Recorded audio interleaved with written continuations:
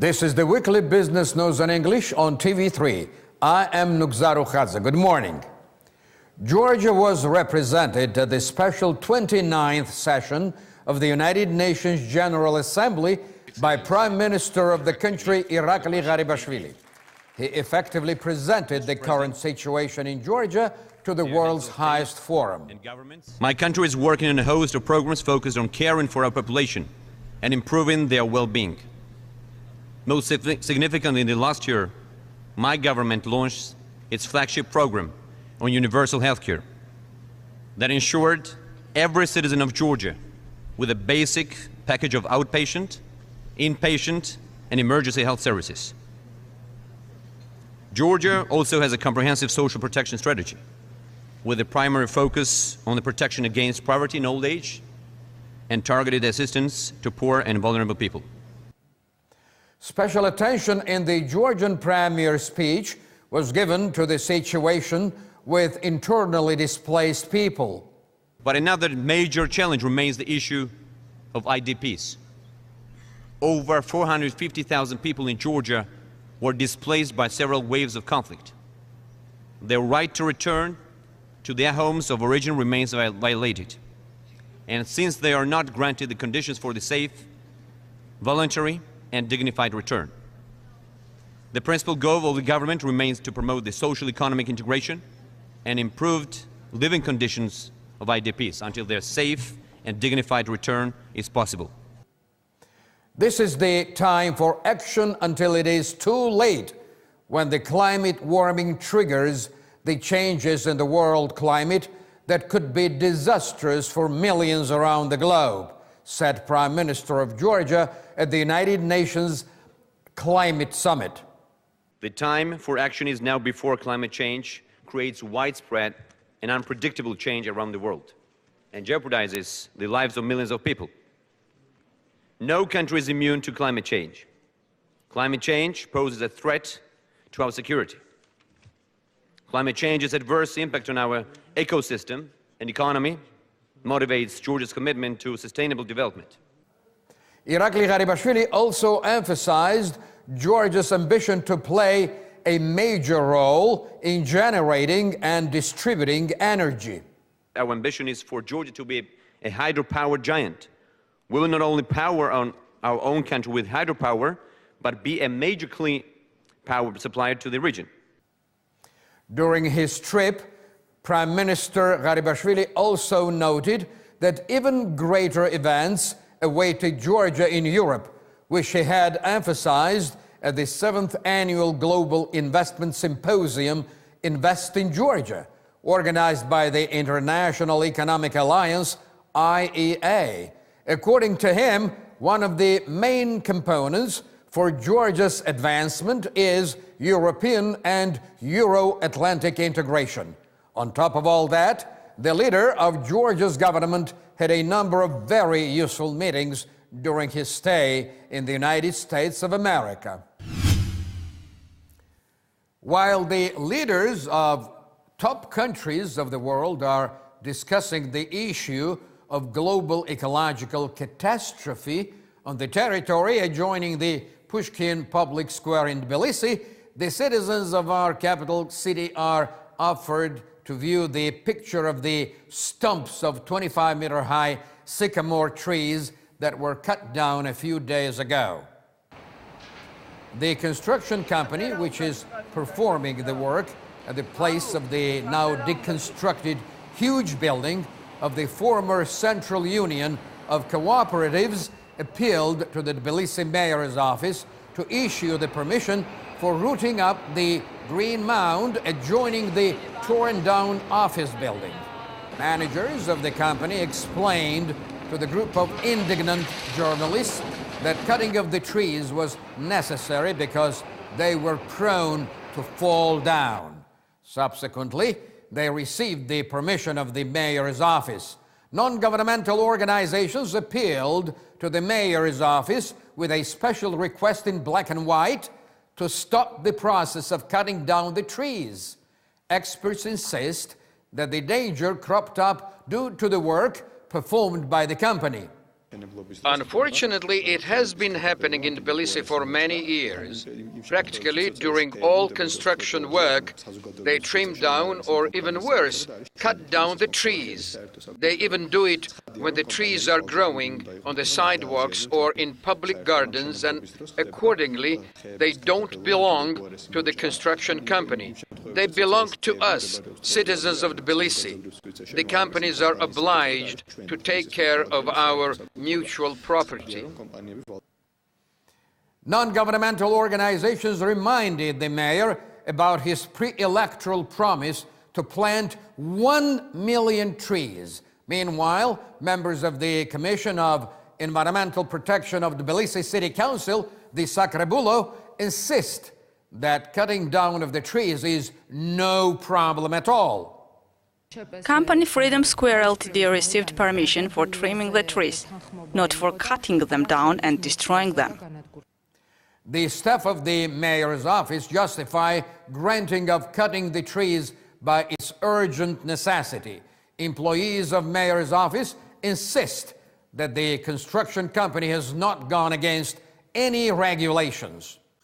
The trees were creating danger to the people who were working there because the trees lacked foothold, since a layer of earth has been removed from one side of the soil where they grew. Accordingly, they also possess danger to the pedestrians in the Pushkin public garden. The limited liability company Freedom Square No. 7 is engaged in tearing down the building of former Central Union of Cooperatives. It is the territory adjoining the Pushkin Public Square. The space is allotted for implementing the project known as the Panorama Tbilisi. The project is financed by the Georgian Co-Investment Fund. City Park shall pay monthly dues amounting to 10,000 lari. The mayor's office arrived at this decision at its routine session. The Tbilisi mayor's office has granted the limited liability company City Park the authority of managing the company's parking spaces sited on 416,000 square meters within the limits of Georgia's capital. Staff of the mayor's office insist that for years the City Park has not paid dues for cleaning those parking lots. The City Park has been functioning since 2007. Therefore, the company has not paid the dues for 7 years, which accumulated the debt of 900,000 lari to the Tbilisi budget. Hence, the mayor's office decided that the City Park shall pay 10,000 lari per month. According to the mayor of Tbilisi, David Narmania, other companies will follow the suit of the City Park and pay analogous fines after the qualified audit company presents relevant conclusions. According to the data published by the European Bank of Reconstruction and Development, the Georgian economy is scheduled to grow by 4%. Despite the Russian-Ukrainian crisis, the forecast of the EBRD does not change, unlike the decrease of economic growth of East European and Asian countries predicted by the EBRD. The data published by the bank in 2015, Georgian gross domestic product will again grow by 4%. Meanwhile, the opinion of local authorities and International Monetary Fund about this matter differs from the conclusion of the EBRD. At the recent meeting between the Georgian Prime Minister and representatives of the International Monetary Fund, the participants in the meeting expressed the hope that Georgia's economy would increase at least by 5%. With the support of the World Bank, Georgian Municipal Development Fund began to implement the third project of regional development. In connection with launching the SAD project, Georgi Amashukeli, director of the Georgian Municipal Development Fund, and his deputy, Ilya Darchiashvili, together with the representatives of the World Bank, met with the local authorities and governors of Mtsketa and Akhaltsikhe. They discussed prospective projects which will be implemented by means of the World Bank's financial support. They said the third project would take off in 2015 and will be over in 2020. Within the range of Mtsketa Mtianeti and Samtskhe Javacheti regions, 75 million lari will be spent on the project that comprises rehabilitation of urban, communal and tourist infrastructures, promotion of cultural heritage and support of private sector. It is planned to build drinking water treating facilities in Mestia and Anaklia. The Ministry of Regional Development and Infrastructure and the Joint Water Supply Company have concluded an agreement to that effect.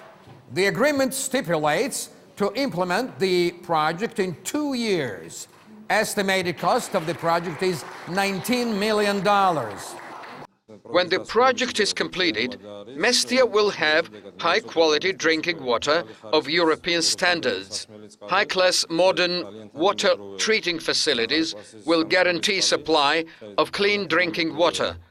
At the same time, the problem of the Black Sea coast pollution will be eliminated. Design and construction of the project is financed by the Bank of Asia. The SilkNet Cable Company, the leader of Georgia's telecommunications market, intends to set up partnership with the company called Orange SA, one of the leaders of global telecommunications, and plans to merge with the Orange Alliance. Within the limits of this program, SilkNet will get access to the information accumulated by the Orange Group in the spheres of technology, operations, and marketing. It will help the SilkNet company in its activities on dynamic and complex telecommunications market. The Orange company will also support the SilkNet company to retain leadership in the above said ever-changing sphere. At the first stage, Orange will provide SilkNet with intellectual and expert recommendations on sales and innovational services. The SilkNet company was founded in March of 2010, and today it ranks as one of the biggest companies on the Georgian market. According to the data of July of 2014, SilkNet serves 450,000 customers, among them 228,219 internet users and 93,738 IPTV subscribers. The company employs 3,092 specialists. Out of them, 1,919 persons are employed in Tbilisi. This definitely looks like a classic example of a regular venture turning into a clearly successful business. Congratulations.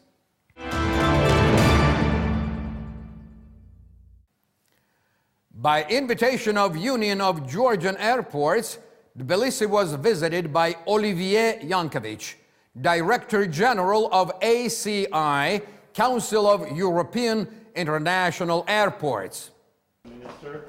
Olivier Yankovic met with Dmitry Kumsishvili, First Deputy Minister of Economy and Sustainable Development of Georgia, and Ketevan Alexidze, Director of the Union of Georgian Airports.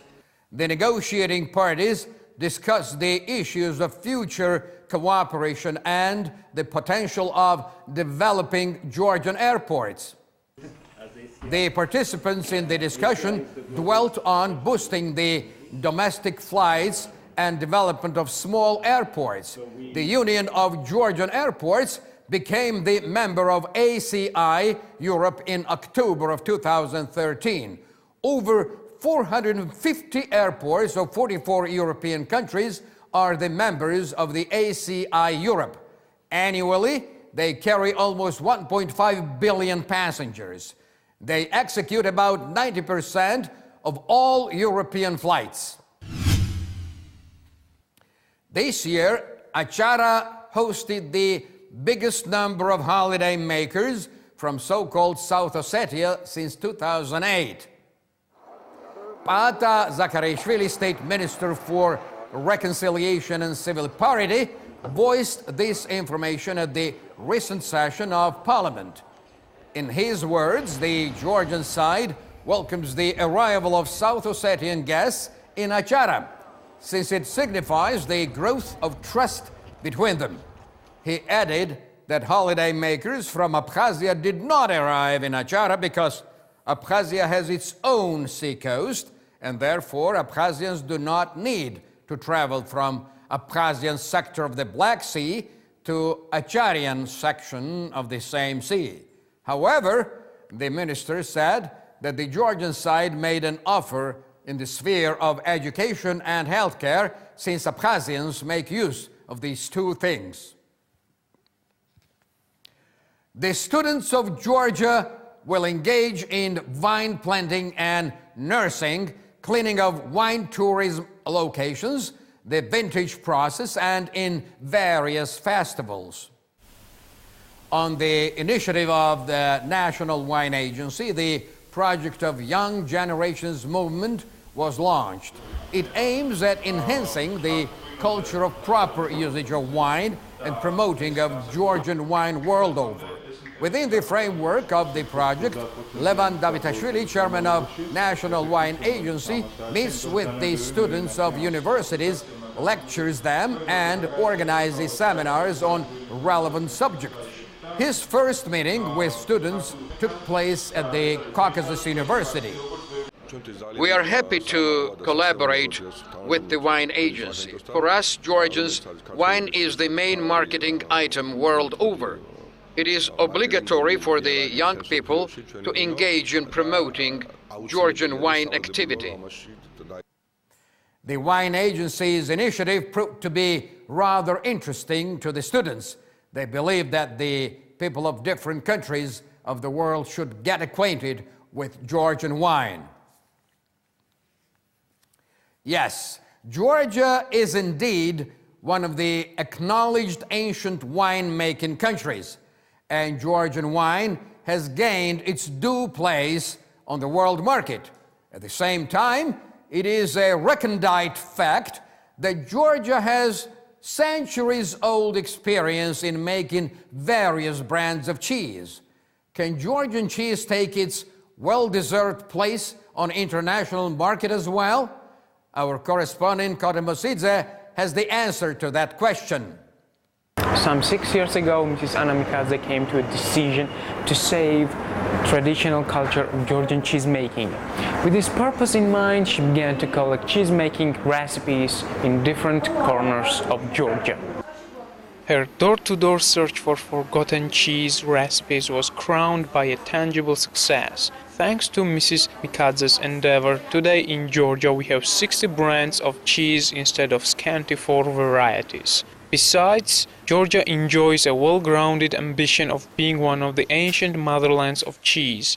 Mrs. Anna's venture was instrumental in setting up of more dairy farms and attracting more farmers to cheese-making industry. I have always thought that the Georgian people possessed more than 4 types of cheese from time immemorial. The historical artifacts corroborate the truth about Georgia being very close to the title of a cheese country. The available ancient objects would attest to that. A Georgian peasant has known well how to make cheese. Our store is frequented by foreign visitors. Today, the Estonians are our guests. The only drawback of the Georgian cheese is its excessive saltiness. The Europeans usually point at that. This could very well be a problem in marketing the Georgian cheeses internationally. On the other hand, this is a long-run target for any of our products. Mrs. Anna Mikadze aspires to take Georgian cheese-making industry to the level of cheese-making production in Italy, France, Germany, Holland and other European countries. All the more so because Georgian cheese makes this opportunity fairly achievable. Good wine, tasty cheese, useful fruits and vegetables, outstanding mineral waters. What else is needed for quality life? That was all this morning. You are watching the weekly business news in English on Channel 3 of the Georgian television. Thank you very much for being with us. I am Nugzar Ukhadze. I'll see you again next Saturday morning at exactly 11 a.m. right here on TV3. Until then, have a wonderful weekend.